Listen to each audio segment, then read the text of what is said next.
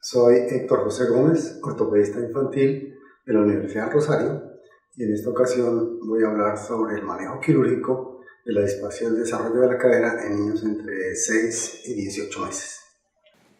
Continuando con el simposio sobre la displasia de la cadera en desarrollo, me corresponde hablar sobre cuándo hacer la intervención quirúrgica en los niños entre los 6 y los 18 meses.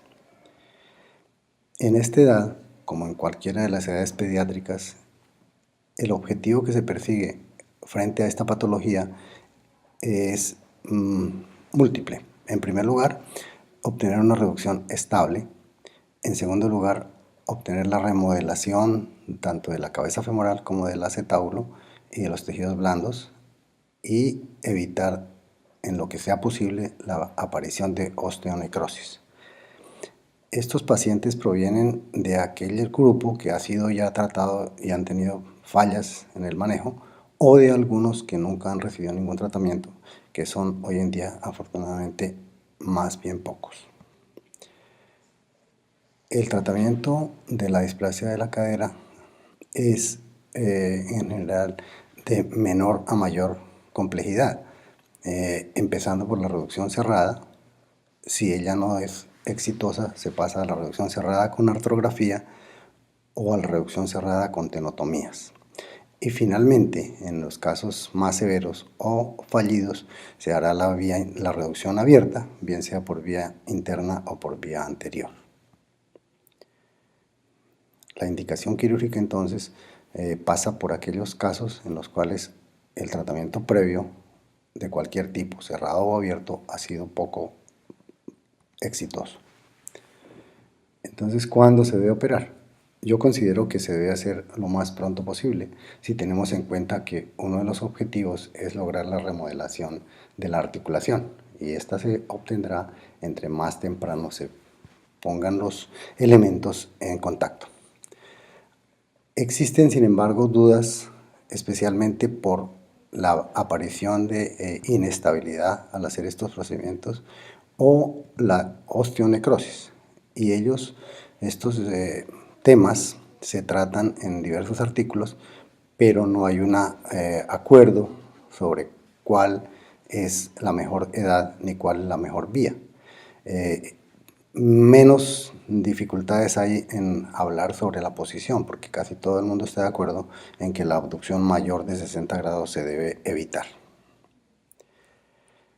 Respecto a los abordajes, existen dos: la vía interna y la vía anterior. Por la vía interna vamos a tener una menor lesión de tejidos blandos, es más cosmética, pero es menos conocida por el ortopedista pediátrico en general, y se habla de que pueda producir más osteonecrosis o mayor inestabilidad. La vía anterior, por otro lado, tiene una mayor lesión de los tejidos blandos, es menos estética, pero está más familiarizado el ortopedista con este abordaje. Para algunos se habla de que tiene una mejor exposición, pero esto parece no ser tan cierto, lo mismo que produce menos osteonecrosis, lo cual tampoco está totalmente comprobado. Yo considero que la vía de elección es la vía interna, por algunas de las observaciones que ya vimos en la imagen anterior. Sin embargo, esta vía interna tiene objeciones como la presencia de una osteonecrosis en un grado mayor que en la otra vía. No obstante, los trabajos que se revisan son muy disímiles, y algunos van de 0 grados o 0% de necrosis hasta 67% de necrosis.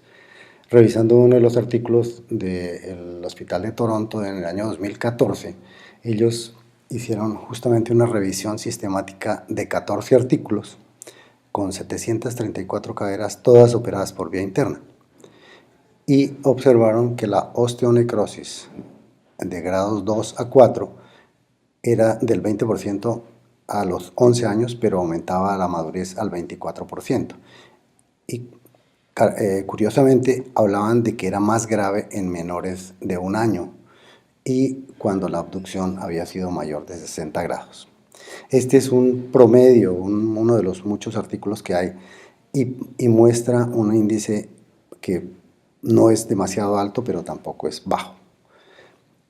Hay un reciente artículo en el cual se llevó a cabo un metaanálisis en el hospital de Colorado, y es una amplia revisión sistemática de 66 artículos, de los cuales tomaron 24 para un metaanálisis en cerca de 70 años, 1065 caderas y con un seguimiento superior a los 2 años. Analizaron dos cosas importantes: la edad a la cual se realizaba el procedimiento y la vía. En cuanto a la edad, diferenciaron entre si se había hecho cerrada o abierta la intervención. Cuando la intervención fue hecha cerrada en menores de un año, hubo un 8% de necrosis avascular. Y cuando el niño era mayor de un año, era también 8.4%, o sea, muy parecida. Si la reducción era abierta, el porcentaje de necrosis avascular aumentó a 18% en menores de un año y a 20% en mayores de un año.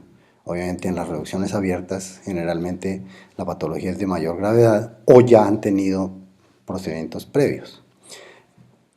Pero como vemos, ni en la reducción cerrada ni en la reducción abierta hay una diferencia importante en cuanto a la edad a la cual se lleve a cabo el procedimiento.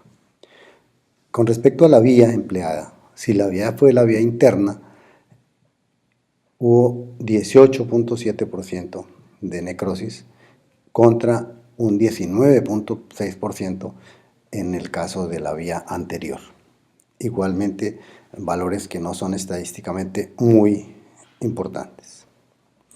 En conclusión, de acuerdo con este metaanálisis, ni la edad a la cual se realiza el procedimiento, ni la vía empleada afectan de manera importante el curso de la patología en cuanto a la necrosis avascular como complicación.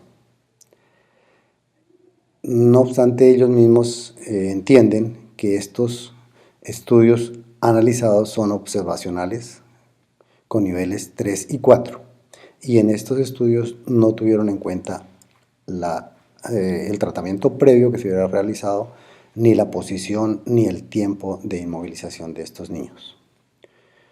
Para ellos, la recomendación es realizar estudios prospectivos controlados con el fin de dar conclusiones que sean más adecuadas. De todas maneras, la conclusión correspondiente es que es conveniente operar a estos pacientes cuando hay una indicación y hacerlo de manera precoz. Mi recomendación es la vía interna. Me voy a permitir hacer un breve recuento de los pasos más importantes de este procedimiento quirúrgico. Se coloca el niño en posición de decúbito dorsal, manteniendo la cadera en flexión de 90 grados y en la abducción máxima, que ayuda a uno, el cirujano ayuda manteniéndola con su abdomen. Esto nos pone muy prominente el adductor longus y, orientado por él, se hace una incisión transversa sobre el pliegue inguinal. Una vez hecho esta incisión, se aborda en la zona de los aductores, incidiendo la fascia, encontrando que aparece este plano en el cual sobresale el adductor longus. Él se secciona en la parte tendinosa y se rechaza distalmente. Al hacer esto, aparece un plano formado por el pectíneo lateralmente y el adductor brevis en la parte medial. Ellos están separados por la rama anterior del nervio obturador, lo cual nos ayuda a orientar mejor la situación en que estamos. Este es el momento en el que se diferencian los abordajes más conocidos. El de Ludlow, quien entra a través del plano entre el pectíneo afuera y el brevis adentro, y Ferguson, quien lo hace por una incisión medial al adductor brevis.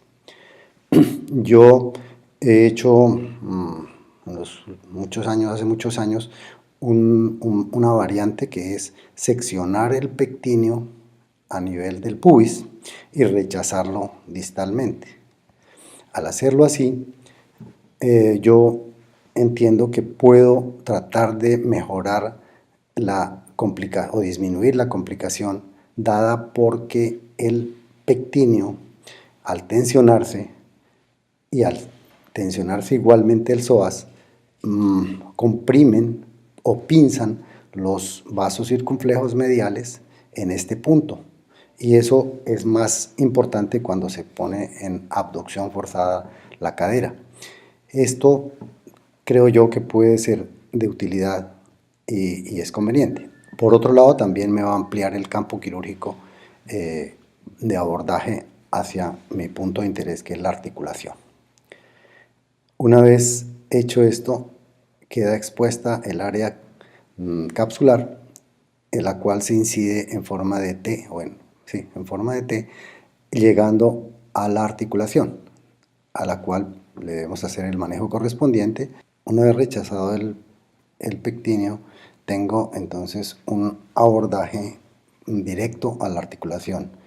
Y de esta manera, la capsulotomía en T me permite manejar la parte intraarticular, en la cual puedo encontrar que hay un ligamento redondo elongado, que hay un pulvinar hipertrófico, o que el ligamento transverso está tenso y hay que seccionarlo. Una vez expuesta la articulación, tenemos enfrente nuestro ligamento redondo.